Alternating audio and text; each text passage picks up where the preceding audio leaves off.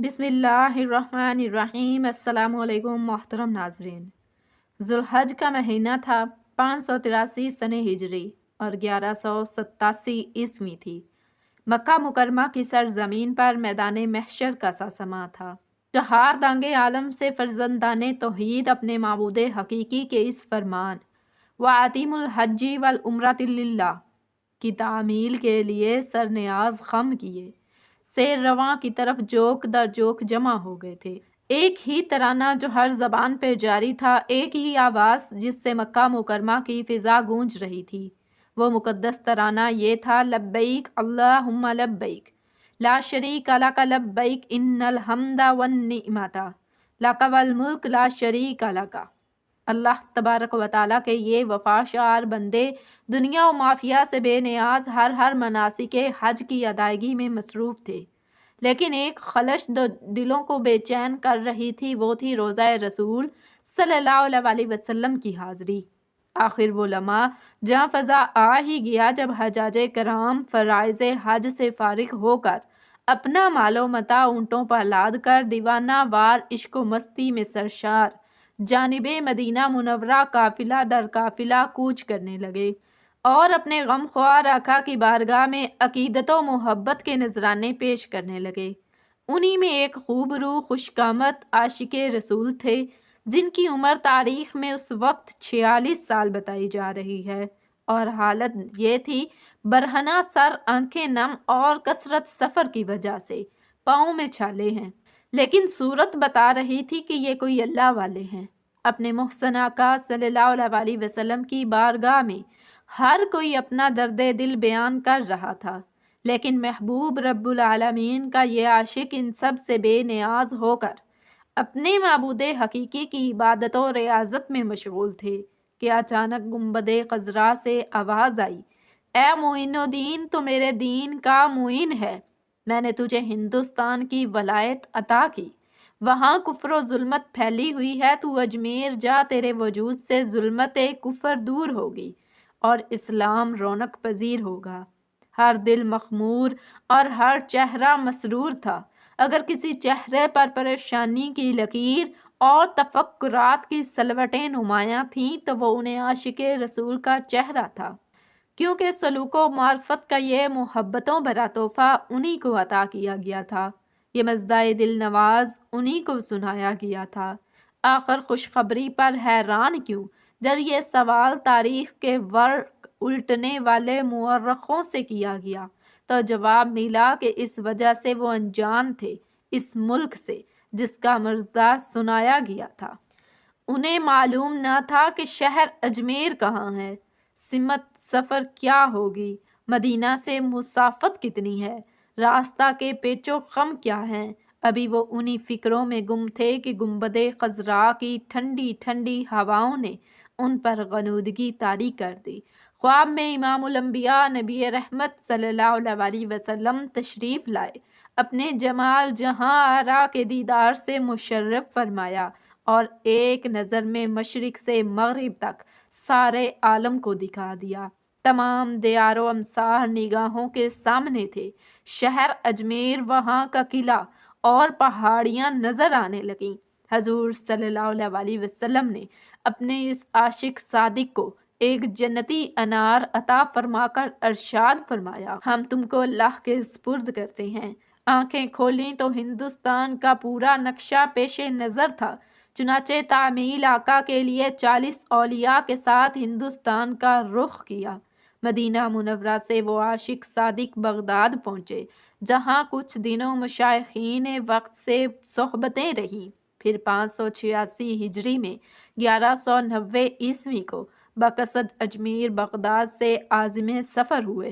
دوران سفر چشت، خرقان، کرمان، استراباد، بخارا، تبریز، اصفہان، ہرات، سبزہ وار ہوتے ہوئے بلخ پہنچے، جہاں کچھ ایام قیام کیے، پھر بلخ سے روانہ ہو کر سمرقند ہوتے ہوئے غزنی پہنچے، جہاں شمس العارفین عبد الواحد رحمۃ اللہ علیہ سے ملاقات کی اور کچھ دنوں روحانی صحبت گرم رہی۔ پھر اپنے روحانی قافلہ کے ساتھ لاہور پہنچے۔ حضرت ابو الحسن علی بن عثمان حجویری المعروف داتا گنج بخش رحمۃ اللہ علیہ کے مزار اقدس پر حاضری دی اور روحانی فیوز سے مالا مال ہوئے۔ جب روانہ ہونے لگے تو مزار مبارک پر یہ شعر پڑا: گنج بخش فیض عالم مظہر نور خدا، نا کساراں پیر کامل کاملہ را رہنما۔ لاہور سے سمانہ ہوتے ہوئے ہندوستان کی راجدھانی دہلی پہنچ کر راجہ کھانڈے راؤ کے راج محل کے سامنے ایک بت کدا کے پاس قیام کیے اور اپنے اعلیٰ اخلاق و کردار، سادہ مؤثر نصیحتوں سے راج کھانڈے راؤ کے کاریگروں اور بہت سے راجپوتوں کو کلمہ اسلام پڑھنے پر مجبور کر دیا۔ لوگ جوک دا جوک آنے لگے اور اسلام کا نور پھیلنے لگا۔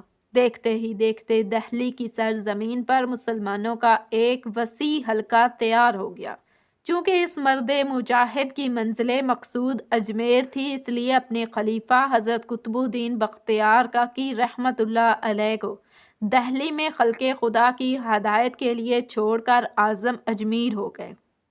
چند سکہ مورخوں کے مطابق وہ مرد مجاہد 587 ہجری 1191 عیسوی کو وارد اجمیر ہوئے، جہاں روز اول ہی سے باطن شکن کرامتوں کے ظہور نے ایک بوریا نشین درویش کی روحانی عظمت و قوت کا سکہ اہل اجمیر کے دلوں پر بٹھا دیا۔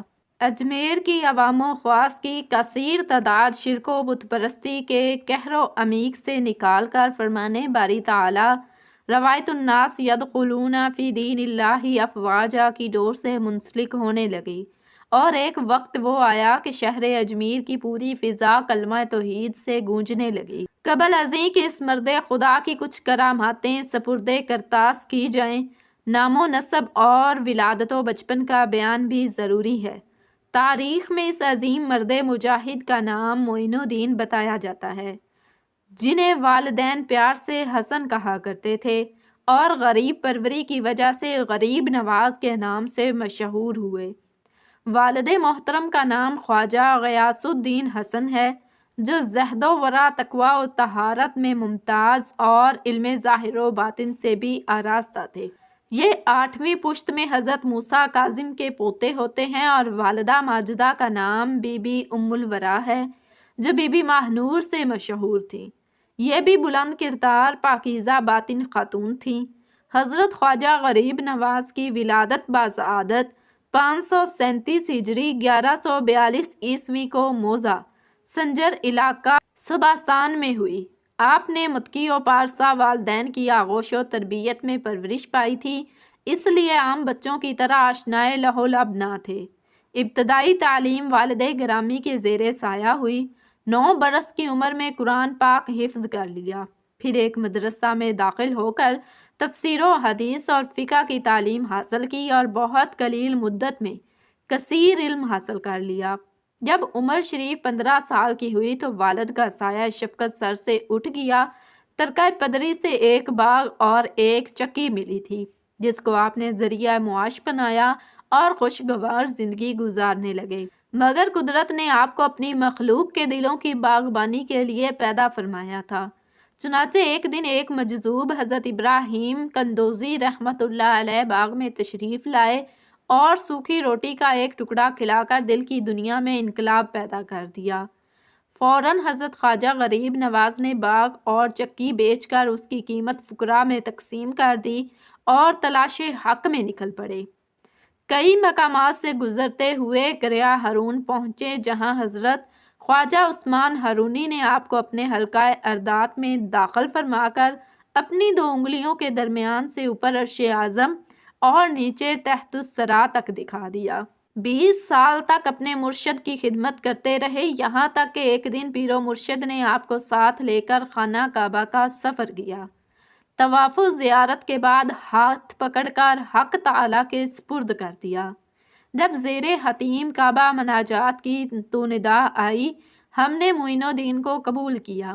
بعد ازاں بارگاہ آقا صلی اللہ علیہ وسلم میں حاضر ہو کر باحکم مرشد حضرت خواجہ نے سلام عرض کیا تو روضہ انور سے اس طرح جواب ملا: وعلیکم السلام یا قطب المشائق بحر و بر، یہ تو مرشد برحق کے ساتھ کا واقعہ ہے، لیکن جب دوسری مرتبہ اپنے مرید خاص حضرت قطب الدین بختیار کاکی رحمت اللہ علیہ کو ساتھ لے کر حج و زیارت کے لیے تشریف لے گئے تو ایک دن کا واقعہ ہے کہ آپ حرم کعبہ کے اندر یاد الہی میں مشغول تھے کہ ہاتف کی آواز سنی، اے معین الدین، ہم تجھ سے خوش ہیں، تجھے بخش دیا، جو کچھ چاہے مانگ تاکہ عطا کروں۔ اور جب روضہ انور کی زیارت کے لیے پہنچے تو یہ خوشخبری سنی، اے معین الدین، تو میرے دین کا معین ہے، ہندوستان کی ولایت میں نے تجھے عطا کی۔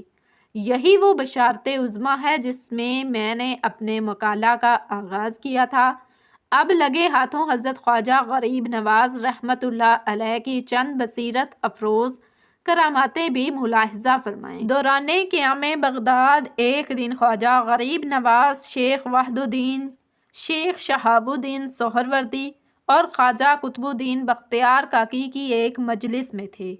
انبیاء علیہ السلام کا ذکر خیر ہو رہا تھا کہ سامنے سے ایک 12 سال کا لڑکا ہاتھ میں ایک پیالہ لیے جا رہا تھا۔